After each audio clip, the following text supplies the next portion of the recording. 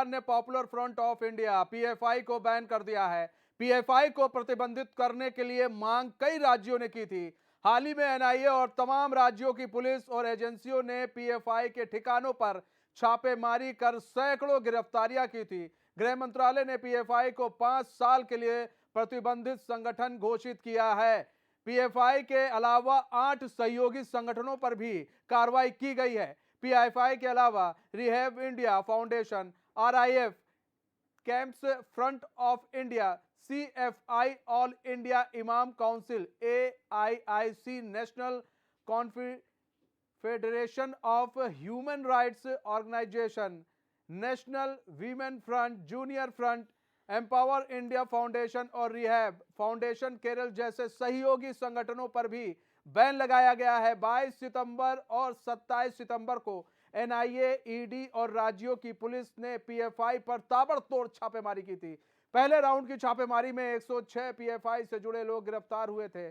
दूसरे राउंड की छापेमारी में 247 पीएफआई से जुड़े लोग गिरफ्तार हिरासत में लिए गए। जांच एजेंसियों को पीएफआई के खिलाफ पर्याप्त सबूत मिले। इसके बाद जांच एजेंसियों ने गृह मंत्रालय से कार्रवाई की मांग की थी।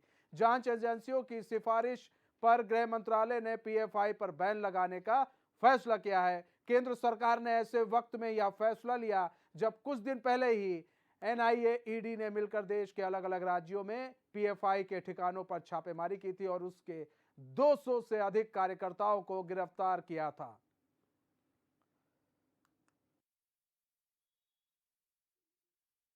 जिस तरह से अभी जो पूरे देश में छापेमारी हुई और उसमें तमाम तरह के जिस तरह के प्रमाण उसमें मिले हैं,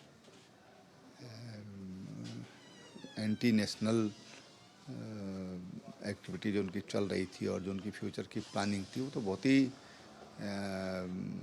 गहरी साजिश लगती है। और केवल पीएफआई ऐसा लगता है कि किसी हमारे जो शत्रु राष्ट्र हैं उनका एजेंट बनकर यहाँ पर काम कर रही थी।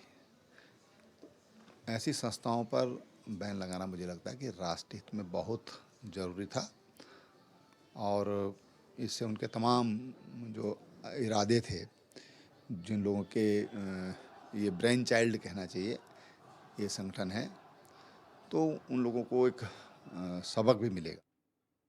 हमारे साथ हमारे संवाददाता लाइव जुड़ चुके हैं राशिद आरिफ। राशिद, पीएफआई पर 5 साल के लिए बैन लगा दिया है केंद्र सरकार ने। कई राज्य सरकारें मांग उठा रही थी, फिर एनआईए ने भी मांग उठाई कि ऐसे जो संगठन है उस पर बैन लगाया जाए। उनके साथ साथ 8 और संगठन पर बैन लगा दिया गया है। मुख्यमंत्री योगी आदित्यनाथ ने धन्यवाद कहा है कि ऐसे संगठनों पर बैन लगाकर बहुत बड़ा काम किया गया है केंद्र सरकार द्वारा। नहीं, बिल्कुल, मैं इस आपको बताना चाहूँगा पीएफआई पे जिस तरह से प्रतिबंध लगाया गया और कहीं न कहीं काफ़ी समय से इस संगठन को लेके लगातार एनआईए गिरफ्तारी भी करती रही है और पूर्व में इससे पहले भी एनआईए ने केंद्र सरकार से इसको प्रतिबंध करने की बात कही गई थी। लेकिन उस वक़्त साक्ष्य पूरे नहीं मिल पाए थे, लेकिन लगातार देखिए पहले राउंड की अगर बात की जाए, उसके बाद में दूसरे राउंड में जिस तरह से गिरफ्तारियाँ हुई हैं, 200 से ज़्यादा लोग इसमें गिरफ्तार किए गए हैं। तो कहीं न कहीं ये एनआईए ने अपनी जो पूरा पुख्ता सबूत इकट्ठा कर लिए और उसके बाद में गृह मंत्रालय से ये कहा गया कि इसको प्रतिबंध लगाया जाए, तो यूएपीए को लेके वो प्रतिबंध लगा दिया गया है और 5 साल के लिए देखिए आपको बता दें मुख्यमंत्री योगी आदित्यनाथ उत्तर प्रदेश के सीएम हैं, उन्होंने भी स्वागत किया। लेकिन अगर बात की जाए मुस्लिम धर्म गुरुओं की तो उन्होंने भी इसका स्वागत किया। कोई भी संगठन हो, पीएफआई नहीं, कोई भी संगठन अगर देश के विरोध में गतिविधि करते पकड़ा जाए या कर रहा हो या इसका संदेह हो तो उसको फौरन प्रतिबंध कर देना चाहिए और कहीं न कहीं देखिए ये मामला जो है बहुत ही लेट हो गया। पीएफआई ने देश के कई राज्य ऐसे हैं जहाँ पे अपने पूरी तरीके से पैर पसार लिए थे। उत्तर प्रदेश की बात की जाए, बिहार की बात की जाए, असम की बात की जाए, महाराष्ट्र की बात की जाए, तो कई ऐसे स्टेट हैं यहाँ तक कि गुजरात की अगर बात की जाए, कई स्टेट ऐसे हैं जहाँ पे पीएफआई ने अपनी फैक्ट पूरी तरह से जमा ली थी। तो कहीं न कहीं इसमें देरी हुई, लेकिन ठीक है, देर हुई लेकिन दुरुस्त हुई। अब ये कार्रवाई जो है 5 साल तक के जो प्रतिबंध लगाया गया, तो एनआईए जो है या एटीएस ने जो छापेमारी की थी, इसमें पुख्ता सबूत अगर कोर्ट के सामने रखता है, तो इसको आजीवन के लिए प्रतिबंध कर दिया जाए। ऐसे संगठनों को पनपने नहीं देना चाहिए सरकारों को। देखिए, ये भी एक बहुत अच्छी बात है कि जिस तरह से ज़ीरो टॉलरेंस की बात की जाए, योगी आदित्यनाथ उत्तर प्रदेश में ज़ीरो टॉलरेंस की बात करते हैं और कहीं न कहीं मुद्दे हो, माफिया हो, गुंडे हो, कोई भी हो, भूमाफिया हो, उत्तर प्रदेश में इस वक्त कानून का राज चल रहा है। देखिए, अगर बात की जाए पीएफआई को बहुत पहले ही बैन कर देना चाहिए था, लेकिन नहीं हो पाया। खैर वो कोई बात नहीं, लेकिन अब 5 साल के लिए प्रतिबंध कर दिया गया, जिसको लेके मुस्लिम लोगों ने भी स्वागत किया इसका। जी मनीष।